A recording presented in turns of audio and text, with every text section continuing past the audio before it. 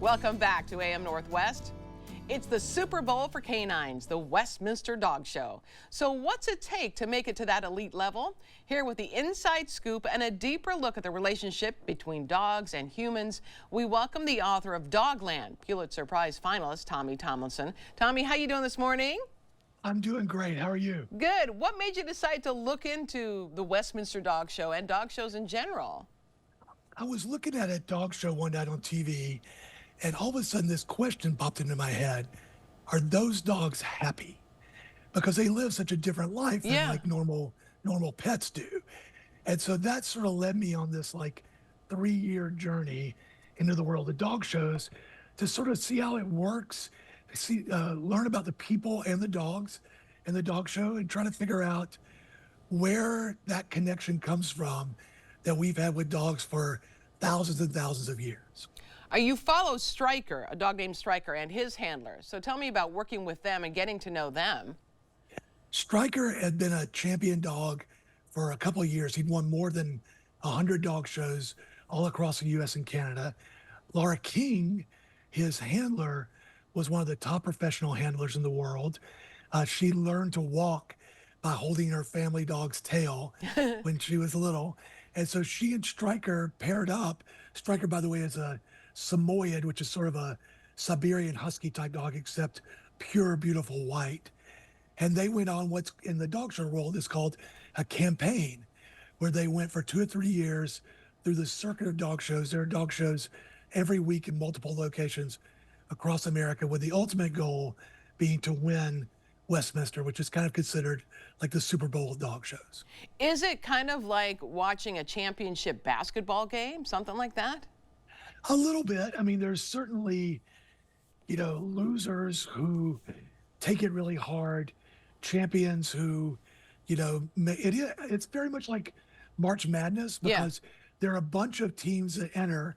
Of course, in March Madness, only one team wins. At Westminster, there's sometimes 2,000 or more dogs in that show, and there's only one best in show. So a lot of folks go home disappointed, and then one dog and handler go home ecstatic. Okay, love the movie Best in Show. I'm assuming you've seen it and love it as well. Yes, very much. And the Best in Show is not that far off from the real world of dog shows.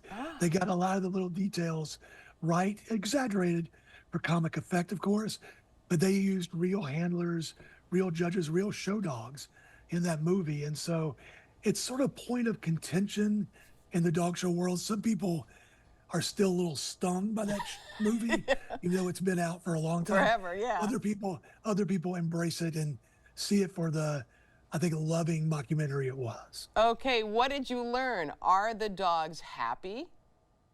I think they are. And I think one reason is because dogs have learned to draw their happiness from making us happy. Right. That's somehow they've adapted to do that over thousands and thousands of years, more than any other creature on earth. They know how to make us happy, and that happiness that we reflect back onto them, I think is sustaining, fulfilling for them as well. And what would you say to describe the trainers, the handlers? I mean, I've been to a dog show, and they clearly take care of their dogs better than themselves oftentimes. Oh yeah, I mean the top dogs at a dog show are groomed and bathed for hours every day. They're fed, special meals, special nutrition. They are kind of primped and prodded and taken around the ring, several times a day during the shows. It's a very different life than a normal pet, but I do think by and large they're treated very well. You had a dog that you lost. I think his name was Fred, right? Yeah. Losing a dog is so hard. A reviewer of my book said one of the things the book is about is how dogs teach us how to say goodbye. Yeah. And I think that's true. And the dog that my wife and I had for almost 15 years, an old yellow lab mutt named Fred, taught us so many things. But at the end, he certainly taught us how to say goodbye gracefully and to take the love that we had for him and spread it around to others. Oh, absolutely. What's the one thing that the winners have in common, you think? Well, it's funny. I think there's a lot of a lot of the normal dogs that we think of as like America's favorites, like the Labrador Retriever and the English Setter and those sorts of things, those dogs don't often win Westminster. It's often terrier type dogs, smaller dogs, although a Bloodhound won a couple of years ago. I think big dogs have too much surface area, and you see their flaws more easily. And I think the smaller dogs also are ones that people in the dog show world tend to love more than people outside the dog show world. And in the dog show world, those smaller dogs, the terriers, on up to like a standard poodle, those dogs are really popular in that world. Would you say that a lot of the handlers are quirky, like in Best in Show? Well, sure, of course they are, and they're really interested in that life. I think in any subculture, no matter, Oh, yeah. everybody's got something that they're really into. Yeah. That kind of looks weird from the outside, and it has its own rules, its own language, its own etiquette.